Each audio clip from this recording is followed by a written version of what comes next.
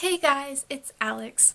Today I'm doing sort of a hybrid video between a book review and a discussion video. As I think many of y'all are aware, I recently read Six of Crows by Leigh Bardugo, which is one of the most hyped books on BookTube, and one of the ones that I have heard very few people say anything negative about.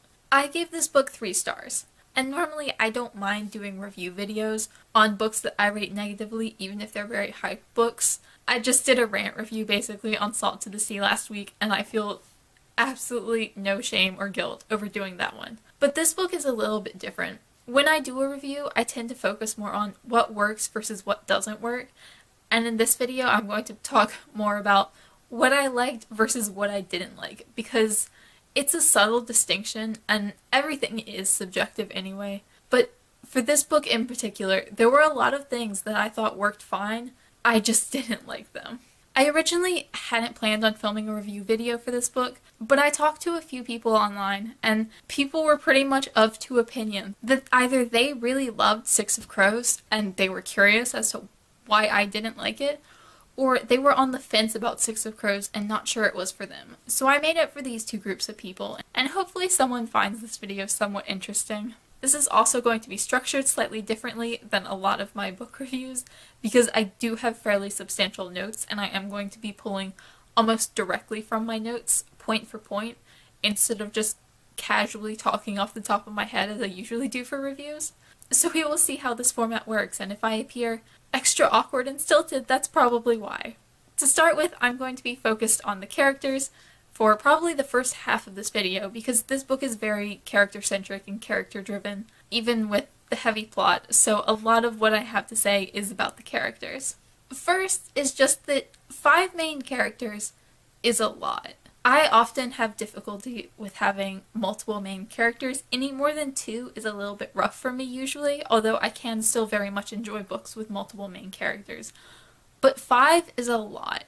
And yes, I'm aware that I'm saying 5, we're going to get to that point in a little bit. I think Leigh Bardugo did a very good job with her 5 main characters, but the problem with that is there's still only so much that you can do when you have such a large cast. There are 2 main issues that sort of come with having such a large cast of characters.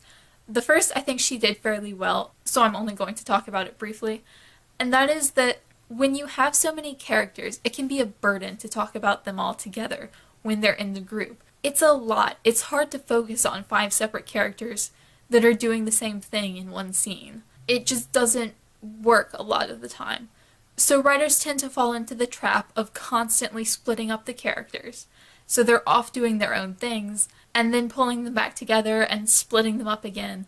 And it doesn't feel organic within the story. It feels very much like a plot device that's required to make the story work. That was one of my biggest problems with the Lunar Chronicles, was that with 8 central characters in that book, it was a lot to follow, and there was no way they could all be together on the same mission. It was just too much, and they were constantly being split up and reunited. I think Leigh Bardugo did a really great job of avoiding that in this book. However, towards the end, it did still get a little bit into them being constantly split up. It still wound up feeling a little bit shoehorned in and a little bit just too much, especially when it was at the climax, so there were really big dramatic events happening to each character pretty much at the same time. I found it a little bit hard to follow. But that does a lot come down to me and my personal tastes and liking to focus on one singular story instead of a bunch of different stories at the same time. The second was a much bigger problem for me with this story, and that is that when you have such a large cast of characters, someone is always going to get left behind. There's no way to give each character equal time, equal depth, equal purpose when you have so many. With 5 characters, even if you give them all very important backstories, and you do weave those backstories into the plot, it's just not going to work the same across the board. There are some characters in this who get so much more depth. I didn't count pages, so I don't know the screen time and how many pages were with each character, but there were definitely characters who took precedence, and I always feel like that comes across as very unfair. If someone is a point of view character, I want to feel like they're a main character, and that's not always the case. Even when they're treated like a main character, they don't get the same purpose that the other main characters do. I feel like that was very true with Jesper in this. Jesper had a great storyline. He had a great personality. But it felt like he was always a little bit behind the other characters. I think there's a reason that I heard the names of most of the characters prior to picking up this book, and I recognized them as I was reading. I knew Kaz, I knew Inej, I knew Wylan, but I'd never heard Jesper's name before. And I think that's very telling of the way his character is treated in this book. He is important, he does get screen time, but whenever someone is left behind, it's usually Jesper. Whenever someone isn't mentioned as much or doesn't get as much importance or as much depth, it's usually Jesper. And that just makes me disappointed because I really did care about his character. He just always felt very secondary. But the real casualty in this book is Wylan. Judging from the amount of love that Wylan gets in the fandom, he must be pretty important in Crooked Kingdom, because he wasn't in this book. I say this book has 5 main characters because Wylan isn't a main character. In no way, shape, or form is Wylan a main character in this book. I continuously forgot that Wylan was even there. He wasn't mentioned in scenes when he was right there. He'd be thrown in as an afterthought, and it would feel incredibly jarring because I literally had forgotten that Wylan existed, that Wylan was present in the room, because he wasn't mentioned, because he wasn't important, and because he got no point of view chapters throughout the entire book. He felt like a complete afterthought. I feel like if you removed every mention of Wylan from this book, just took out his name, took out any references to him, any sentences that required his presence, if you just removed them and nothing else, I don't think I would have noticed. I don't think anything would have felt like it was missing. And that's the problem. If you can just remove a character from a story and really nothing changes at all, that character shouldn't be there to begin with. His presence made no sense to me. He felt incredibly purposeless. He really didn't need to be there, and I understand that he's probably going to be very important in Crooked Kingdom. I do understand that, and I believe that, but he wasn't in this book. He didn't need to be in this book, and I don't like when unnecessary characters are included in a book, especially when the cast is already so large. I don't know anything about his personality. The only thing I know is the little tidbit at the end that we got, which was pretty much the only interesting thing he did in the course of this entire book.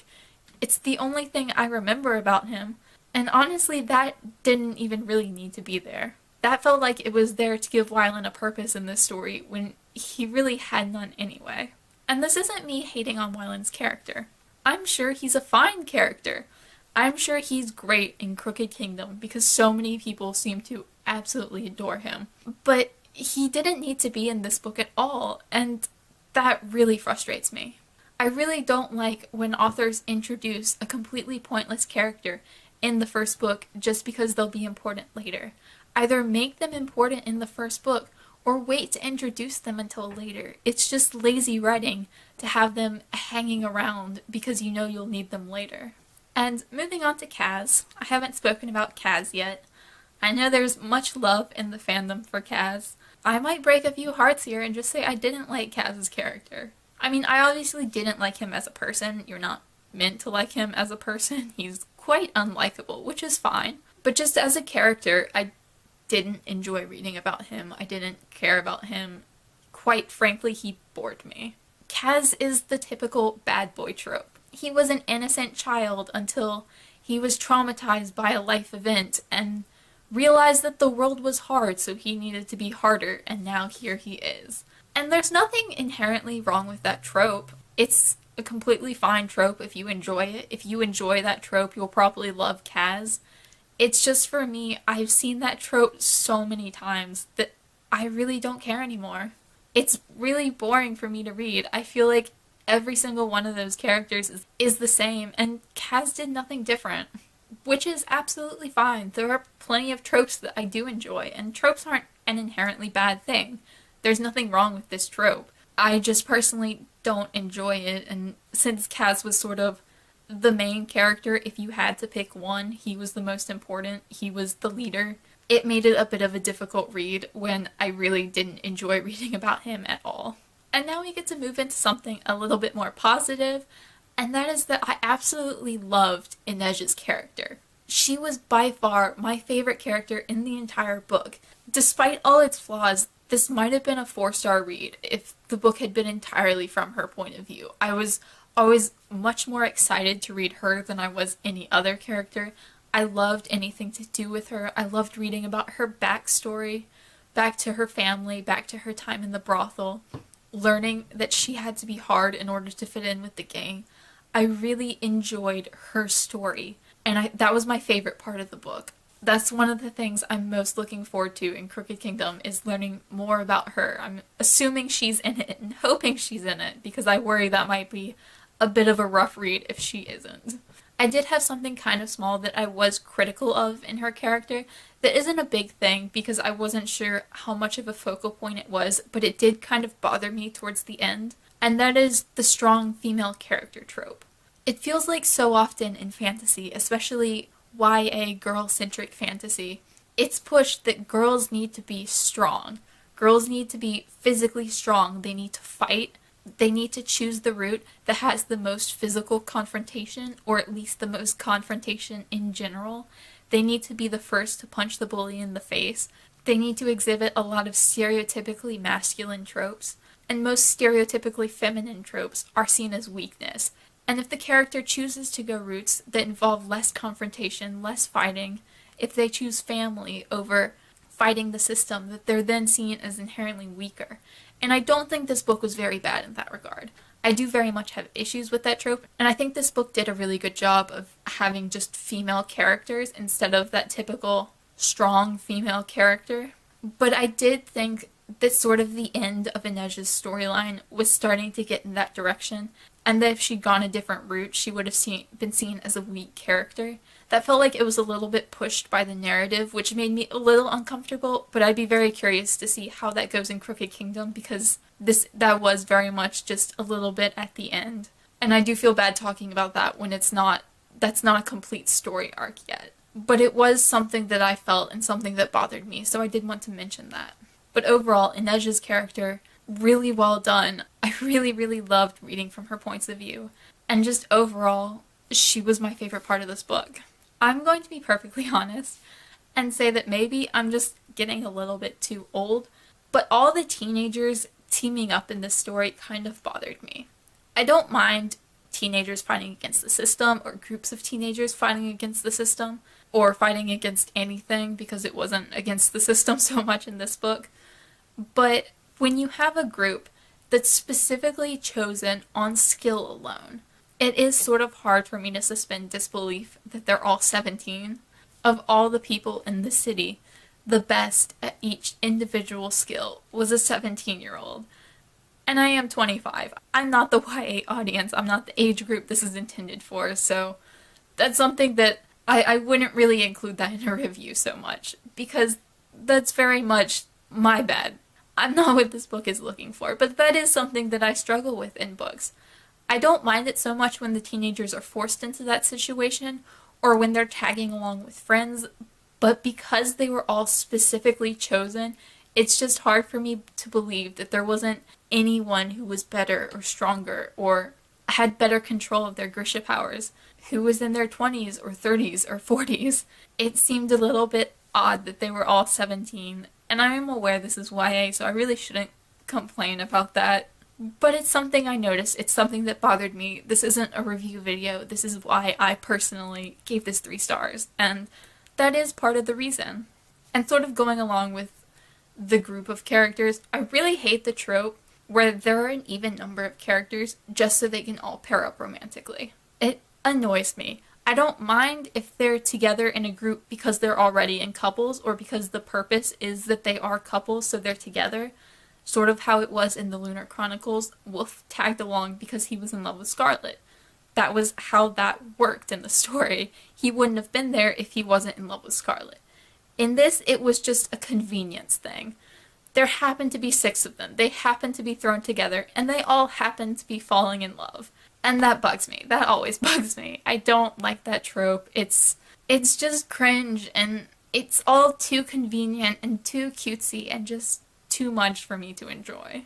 And my last point about the characters, before we move on to other parts of the story, because there is a lot more than just the characters that I want to talk about, is that none of them felt like teenagers. I read YA because I like reading about teenagers. I like reading coming-of-age stories. And this didn't feel like one in the slightest. They all could have been 25 or 30, and I don't think anything would have changed within the story. And I don't like that. When I pick up a book about teenagers, I specifically want to read about teenagers. And I don't feel like I got that in this. I don't feel like I was reading about teenagers. I felt like I was reading about miniature adults. And I get that they've all been put in tough situations and forced to grow up early, but there's still some level of immaturity that I expect them to have. And they really didn't. Any of them. Except maybe Wylan at points, but his participation was so minimal that I really can't even say for sure. And maybe this is just me being bad at judging ages, because I do feel like at times people aren't acting their age, but I don't know if that's just me and I'm bad at telling. I think I'm bad at telling. But I kind of feel like if you read and enjoyed this book, you can read adult fantasy too. This basically felt like adult fantasy to me. Okay, now for more plot-based and story-based things. I struggled a lot getting into this book. The first 100 or so pages were really rough to read. I didn't know what was happening, I didn't understand the world or the story, and I am willing to accept fault for that. I didn't read the Grisha trilogy first, so I think because of that, I didn't already have this understanding of the world. I didn't know what a Grisha was. I didn't know any of the sort of cultural relations. And in this book, Leigh Bardugo does kind of just throw you into the world and expect you to figure it out on your own. So I definitely had a hard time getting into it at the beginning. This did ease, like 100 pages in. I got so much better at understanding the world and sort of following along with the story. Like I said, that's probably my fault for not reading the Grisha trilogy first. So I would say if you're sort of like concerned about that, reading the Grisha trilogy first might help, but I haven't read that, so I can't say for sure. Also, at the beginning, I didn't like the first chapter. I thought Joost was going to be a main character. I was very confused that he never had another chapter. I was confused as to what his role within the story was. It didn't feel necessary. It just felt incredibly jarring, and I didn't understand sort of what he was doing there, or why we got his point of view first. And I kept thinking about him as more important than some of the other characters who were important. I feel like I knew more about Joost than I knew about Wylan, and Wylan was supposed to be one of the 6 main characters. I kept expecting Joost to return at some point, and then when he didn't, it was just a little bit odd and a little bit uncomfortable, because I'd already accepted him as part of this story. I kind of had to reevaluate like 50, 100 pages in, and be like, okay, this is what's going on, because I really didn't understand until that point. Going along with not having read the Grisha trilogy, I didn't understand any of the countries or the cultures or how they work together. I sort of gave up at a point. There was a lot of diversity within the main cast. They all had different hometowns, different home countries, different cultures, different backstories, different prejudices, different things they had experienced because of their culture and their beliefs. And it was a lot. I think maybe if you'd already understood some of it going in, you might have been able to retain more. I pretty much wound up sticking with the fact that the Scandinavian coded country hated the Grishas and the Grishas were magic. And that was pretty much it. Everything else I sort of just went with and ignored. It was a little bit convoluted, but again, I didn't read the first trilogy in this, so possibly just me, and possibly the fact that I don't read a lot of fantasy, so it's sometimes hard for me to like wrap my brain around everything. I also found the excerpts from their past rather jarring. I kind of wish they'd been woven into the story a little bit better. It was a little bit odd to be constantly jumping back and forth between all these different times and all these different characters. I just prefer a more simple story, so again, that's very much a taste thing, but I do feel like the sort of flashbacks from Kaz's childhood or Inej's time at the brothel or being kidnapped could have just been written into the story better instead of having these constant straight flashbacks of exposition, basically. And my final point is that it's a heist story. It's as utterly generic and predictable as every other heist story out there. It really didn't do anything new with that, and I'm not a big fan of heist stories, but if you've seen one, you've seen them all, and this definitely does fall into that category. It was just predictable. I pretty much knew everything that was going to happen just because I've seen it before in every other heist movie that I've ever watched. They have a plan, you know the plan, they go in to implement the plan, and then something goes wrong. They find Kaz's lockpicks in his mouth, and you think, oh no, whatever are we going to do? The plan has failed. But then plot twist, that wasn't actually the plan. It was the plan that they would find the lockpicks, and then they have a second plan that you weren't aware of. It keeps happening. It happens in every heist movie, and it kept happening in this book, and it's boring to read. It doesn't do anything new. I don't care about it. It's not anything special. It's a generic heist story, and there's nothing wrong with that. Like, if you like heist stories, I figure you'll like this just fine. I just don't like heist stories because I find them so boring and predictable. And the only time they're not boring is when there are action scenes, and people like reading about action scenes, only I really don't. I find the action scenes even more boring than the heist story, and I just don't enjoy that at all. The story didn't add anything to me. It wasn't terrible, it was just fairly generic and standard if you want a heist story. Overall, the writing was fine, the story was fine, the characters were fine. There were some things I really liked, but overall, it wasn't written for me. I wasn't the audience for this book.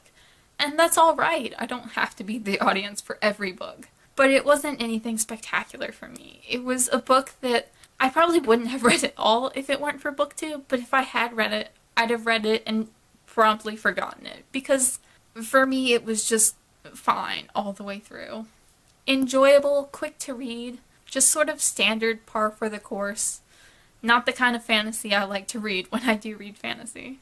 But it did keep me invested even with the issues I had with it, and it was enjoyable to an extent. I gave it 3 stars. That's not a negative rating for me. That's 3 stars, I liked it, maybe not my favorite thing in the world, but perfectly enjoyable, and I can understand why people love it so much. So this has been a fairly long video. I think I had to film this in 2 parts because my camera can't film for that long, but I hope you enjoyed watching if you watched to the end. I feel like this has been a very long explanation of, it did this, which is fine, it just wasn't for me. And that was pretty much my thoughts on the book as a whole. I haven't heard any other negative thoughts on this book, so I would really love if people in the comments would talk to me about what I thought, and if you agree or if you disagree. I think it would make for some interesting discussion, because all I've heard is just pure unadulterated love, and it'd be really interesting to actually discuss the specifics that I mentioned that I had issues with. So thank you for watching this incredibly long video. I hope it was at least somewhat informative, and I will see you guys again soon. Bye!